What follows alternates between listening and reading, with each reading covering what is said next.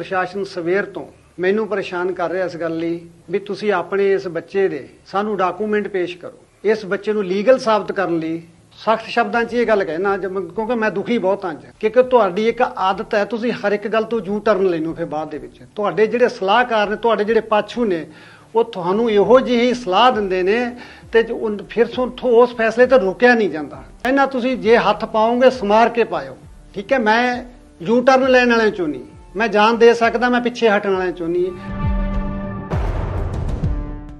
ਜਿਵੇਂ ਤੁਹਾਨੂੰ ਸਾਰਿਆਂ ਨੂੰ ਪਤਾ ਹੈ ਵੀ 2 ਦਿਨ ਪਹਿਲਾਂ ਤੁਹਾਡੀਆਂ ਅਰਦਾਸਾਂ, ਤੁਹਾਡੀਆਂ ਬੇਨਤੀਆਂ, ਜੋਦੜੀਆਂ ਦੇ ਸਦਕਾ ਵਾਹਿਗੁਰੂ ਅਕਾਲ ਪੁਰਖ ਨੇ ਆਪਣੇ ਤੇ ਮਿਹਰ ਕੀਤੀ, ਆਪਾਂ ਨੂੰ ਸ਼ੁਭਦੀਪ ਵਾਪਸ ਕੀਤਾ।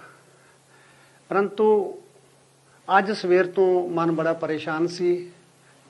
ਸੋਚਿਆ ਤੁਹਾਨੂੰ ਵੀ ਸਾਰੀ ਇਸ ਗੱਲਬਾਤ ਦਾ ਪਤਾ ਹੋਣਾ ਚਾਹੀਦਾ ਕਿ ਪ੍ਰਸ਼ਾਸਨ ਸਵੇਰ ਤੋਂ ਮੈਨੂੰ ਪਰੇਸ਼ਾਨ ਕਰ ਰਿਹਾ ਇਸ ਗੱਲ ਲਈ ਵੀ ਤੁਸੀਂ ਆਪਣੇ ਇਸ ਬੱਚੇ ਦੇ ਸਾਨੂੰ ਡਾਕੂਮੈਂਟ ਪੇਸ਼ ਕਰੋ। ਇਸ ਬੱਚੇ ਨੂੰ ਲੀਗਲ ਸਾਬਤ ਕਰਨ ਲਈ ਮੈਨੂੰ ਤਰ੍ਹਾਂ ਦੇ ਸਵਾਲ ਪੁੱਛੇ ਜਾ ਸਕਣ। ਮੈਂ ਸਰਕਾਰ ਨੂੰ ਇੱਕ ਬੇਨਤੀ ਕਰਨੀ ਚਾਹੁੰਦਾ, ਖਾਸ ਕਰਕੇ ਸੀਐਮ ਸਾਹਿਬ ਨੂੰ, ਵੀ ਕਿਰਪਾ ਕਰਕੇ ਤੁਸੀਂ ਇਸ ਗੱਲ ਤੇ ਤਾਂ ਥੋੜ੍ਹਾ ਜਿਹਾ ਤਰਸ ਖਾਓ ਵੀ ਇਹ ਟ੍ਰੀਟਮੈਂਟ ਤਾਂ ਪੂਰਾ ਹੋ ਲੈਣ ਦਿਓ। ਮੈਂ ਇੱਥੋਂ ਦਾ ਰਹਿਣ ਵਾਲਾ, ਮੈਂ ਇੱਥੇ ਹੀ ਰਹੂੰਗਾ। ਜਿੱਥੇ ਤੁਸੀਂ ਮੈਨੂੰ ਬੁਲਾਓਗੇ, ਮੈਂ ਤਲਬ ਕਰੂੰਗਾ, ਮੈਂ ਹਰ ਜਗ੍ਹਾ ਤੇ ਪਹੁੰਚੂੰਗਾ। ਤਾਂ ਕਿਰਪਾ ਕਰਕੇ ਪਹਿਲਾਂ ਤਾਂ ਮੇਰਾ ਜਿਹੜਾ ਟ੍ਰੀਟਮੈਂਟ ਹੈ ਉਹਨੂੰ ਕੰਪਲੀਟ ਹੋਣ ਦਿੱਤਾ ਜਾਵੇ। ਤਾਂ ਮੈਂ ਤੁਹਾਨੂੰ ਇੱਕ ਸਖਤ ਸ਼ਬਦਾਂ 'ਚ ਇਹ ਗੱਲ ਕਹਿਣਾ ਕਿਉਂਕਿ ਮੈਂ ਦੁਖੀ ਬਹੁਤ ਹਾਂ ਕਿਉਂਕਿ ਤੁਹਾਡੀ ਇੱਕ ਆਦਤ ਹੈ, ਤੁਸੀਂ ਹਰ ਇੱਕ ਗੱਲ ਤੋਂ ਯੂ ਟਰਨ ਲੈਣੋ ਫਿਰ ਬਾਅਦ ਦੇ ਵਿੱਚ। ਤੁਹਾਡੇ ਜਿਹੜੇ ਸਲਾਹਕਾਰ ਨੇ, ਤੁਹਾਡੇ ਜਿਹੜੇ ਪਾਛੂ ਨੇ, ਉਹ ਤੁਹਾਨੂੰ ਇਹੋ ਜਿਹੀ ਸਲਾਹ ਦਿੰਦੇ ਨੇ ਤੇ ਫਿਰ ਉੱਥੋਂ ਉਸ ਫੈਸਲੇ ਤੇ ਰੁਕਿਆ ਨਹੀਂ ਜਾਂਦਾ। ਮੈਂ ਤੁਹਾਨੂੰ ਬੜੇ ਸਖਤ ਸ਼ਬਦਾਂ 'ਚ ਕਹਿਣਾ, ਤੁਸੀਂ ਜੇ ਹੱਥ ਪਾਓਗੇ ਸਮਾਰ ਕੇ ਪਾਇਓ, ਠੀਕ ਹੈ। ਮੈਂ ਯੂ ਟਰਨ ਲੈਣ ਵਾਲਿਆਂ ਚੋਂ ਨਹੀਂ, ਮੈਂ ਜਾਨ ਦੇ ਸਕਦਾ, ਮੈਂ ਪਿੱਛੇ ਹਟਣ ਵਾਲਿਆਂ ਚੋਂ ਨਹੀਂ। ਮੈਂ ਜਿੱਥੋਂ ਤੱਕ ਗੱਲ ਕਾਨੂੰਨ ਦੀ ਹੈ, ਮੇਰੇ ਪੁੱਤ ਨੇ ਜਿੰਨਾ 28 ਸਾਲ ਦੀ ਜ਼ਿੰਦਗੀ ਜਿਉਂ ਹੀ ਕਾਨੂੰਨ ਦੇ ਦਾਇਰੇ 'ਚ ਰਹਿ ਕੇ ਜਿਉਂ। ਮੈਂ ਇੱਕ ਸਾਬਕਾ ਫੌਜੀ ਹਾਂ, ਮੈਂ ਕਾਨੂੰਨ ਦੀ ਹਰ ਜਗ੍ਹਾ ਦੇ ਉੱਤੇ ਰਿਸਪੈਕਟ ਕਰਦਾ। ਔਰ ਮੈਂ ਤੁਹਾਨੂੰ ਯਕੀਨ ਵੀ ਦਿਵਾਉਣਾ ਚਾਹੁੰਦਾ ਇਸ ਗੱਲ ਦਾ ਵੀ ਮੈਂ ਕਾਨੂੰਨ ਦੇ ਹਰ ਪਹਿਲੂ ਤੇ ਖਰਾ ਉਤਰੂੰਗਾ। ਮੈਂ ਕਿਸੇ ਵੀ ਜਗ੍ਹਾ ਦੇ ਉੱਤੇ ਕਾਨੂੰਨ ਦੀ ਉਲੰਘਣਾ ਨਹੀਂ ਕੀਤੀ।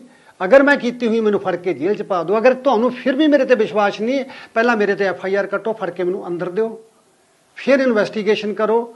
ਤੇ ਮੈਂ ਆਪਣੇ ਸਵੈ ਵਿਸ਼ਵਾਸ ਦੇ ਨਾਲ ਇਹ ਗੱਲ ਕਹਿੰਦਾ ਵੀ ਮੈਂ ਸਾਰੇ ਲੀਗਲ ਡਾਕੂਮੈਂਟ ਤੁਹਾਡੇ ਸਾਹਮਣੇ ਪੇਸ਼ ਕਰਕੇ ਮੈਂ ਇੱਥੋਂ ਸਾਫ਼ ਵਾਰੀ ਨਿਕਲ ਕੇ ਦਿਖਾਊਂਗਾ ਤੁਹਾਨੂੰ। ਜਿਵੇਂ ਤੁਹਾਨੂੰ ਸਾਰਿਆਂ ਨੂੰ ਪਤਾ ਹੈ ਵੀ 2 ਦਿਨ ਪਹਿਲਾਂ ਤੁਹਾਡੀਆਂ ਅਰਦਾਸਾਂ, ਤੁਹਾਡੀਆਂ ਬੇਨਤੀਆਂ, ਜੋਦੜੀਆਂ ਦੇ ਸਦਕਾ ਵਾਹਿਗੁਰੂ ਅਕਾਲ ਪੁਰਖ ਨੇ ਆਪਣੇ ਤੇ ਮਿਹਰ ਕੀਤੀ, ਆਪਾਂ ਨੂੰ ਸ਼ੁਭਦੀਪ ਵਾਪਸ ਕੀਤਾ। ਪਰੰਤੂ ਅੱਜ ਸਵੇਰ ਤੋਂ ਮਨ ਬੜਾ ਪਰੇਸ਼ਾਨ ਸੀ। ਸੋਚਿਆ ਤੁਹਾਨੂੰ ਵੀ ਸਾਰੀ ਇਸ ਗੱਲਬਾਤ ਦਾ ਪਤਾ ਹੋਣਾ ਚਾਹੀਦਾ ਕਿ ਪ੍ਰਸ਼ਾਸਨ ਸਵੇਰ ਤੋਂ ਮੈਨੂੰ ਪਰੇਸ਼ਾਨ ਕਰ ਰਿਹਾ ਇਸ ਗੱਲ ਲਈ ਵੀ ਤੁਸੀਂ ਆਪਣੇ ਇਸ ਬੱਚੇ ਦੇ ਸਾਨੂੰ ਡਾਕੂਮੈਂਟ ਪੇਸ਼ ਕਰੋ। ਇਸ ਬੱਚੇ ਨੂੰ ਲੀਗਲ ਸਾਬਤ ਕਰਨ ਲਈ ਮੈਨੂੰ ਤਰ੍ਹਾਂ ਦੇ ਸਵਾਲ ਪੁੱਛੇ ਜਾ ਸਕਣ।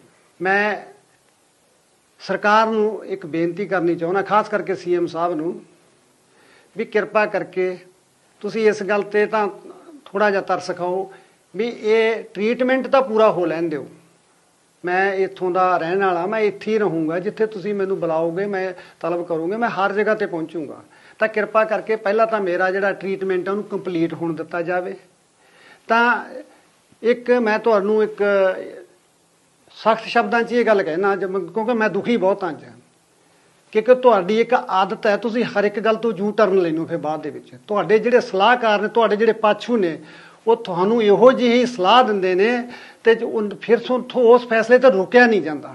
ਮੈਂ ਤੁਹਾਨੂੰ ਬੜੇ ਸਖਤ ਸ਼ਬਦਾਂ 'ਚ ਕਹਿਣਾ, ਤੁਸੀਂ ਜੇ ਹੱਥ ਪਾਓਗੇ ਸਮਾਰ ਕੇ ਪਾਇਓ, ਠੀਕ ਹੈ। ਮੈਂ ਯੂ ਟਰਨ ਲੈਣ ਵਾਲਿਆਂ ਚੋਂ ਨਹੀਂ, ਮੈਂ ਜਾਨ ਦੇ ਸਕਦਾ, ਮੈਂ ਪਿੱਛੇ ਹਟਣ ਵਾਲਿਆਂ ਚੋਂ ਨਹੀਂ। ਮੈਂ ਜਿੱਥੋਂ ਤੱਕ ਗੱਲ ਕਾਨੂੰਨ ਦੀ ਹੈ, ਮੇਰੇ ਪੁੱਤ ਨੇ ਜਿੰਨਾ 28 ਸਾਲ ਦੀ ਜ਼ਿੰਦਗੀ ਜਿਉਂ ਹੀ ਕਾਨੂੰਨ ਦੇ ਦਾਇਰੇ 'ਚ ਰਹਿ ਕੇ ਜਿਉਂ। ਮੈਂ ਇੱਕ ਸਾਬਕਾ ਫੌਜੀ ਹਾਂ, ਮੈਂ ਕਾਨੂੰਨ ਦੀ ਹਰ ਜਗ੍ਹਾ ਦੇ ਉੱਤੇ ਰਿਸਪੈਕਟ ਕਰਦਾ। ਔਰ ਮੈਂ ਤੁਹਾਨੂੰ ਯਕੀਨ ਵੀ ਦਿਵਾਉਣਾ ਚਾਹੁੰਦਾ ਇਸ ਗੱਲ ਦਾ ਵੀ ਮੈਂ ਕਾਨੂੰਨ ਦੇ ਹਰ ਪਹਿਲੂ ਤੇ ਖਰਾ ਉਤਰੂੰਗਾ। ਮੈਂ ਕਿਸੇ ਵੀ ਜਗ੍ਹਾ ਦੇ ਉੱਤੇ ਕਾਨੂੰਨ ਦੀ ਉਲੰਘਣਾ ਨਹੀਂ ਕੀਤੀ। ਅਗਰ ਮੈਂ ਕੀਤੀ ਹੋਈ ਮੈਨੂੰ ਫੜ ਕੇ ਜੇਲ੍ਹ 'ਚ ਪਾ ਦਿਓ। ਅਗਰ ਤੁਹਾਨੂੰ ਫਿਰ ਵੀ ਮੇਰੇ ਤੇ ਵਿਸ਼ਵਾਸ ਨਹੀਂ, ਪਹਿਲਾਂ ਮੇਰੇ ਤੇ FIR ਕੱਟੋ, ਫੜ ਕੇ ਮੈਨੂੰ ਅੰਦਰ ਦਿਓ, ਫਿਰ ਇਨਵੈਸਟੀਗੇਸ਼ਨ ਕਰੋ। ਤੇ ਮੈਂ ਆਪਣੇ ਸਵੈ ਵਿਸ਼ਵਾਸ ਦੇ ਨਾਲ ਇਹ ਗੱਲ ਕਹਿੰਦਾ ਵੀ ਮੈਂ ਸਾਰੇ ਲੀਗਲ ਡਾਕੂਮੈਂਟ ਤੁਹਾਡੇ ਸਾਹਮਣੇ ਪੇਸ਼ ਕਰਕੇ ਮੈਂ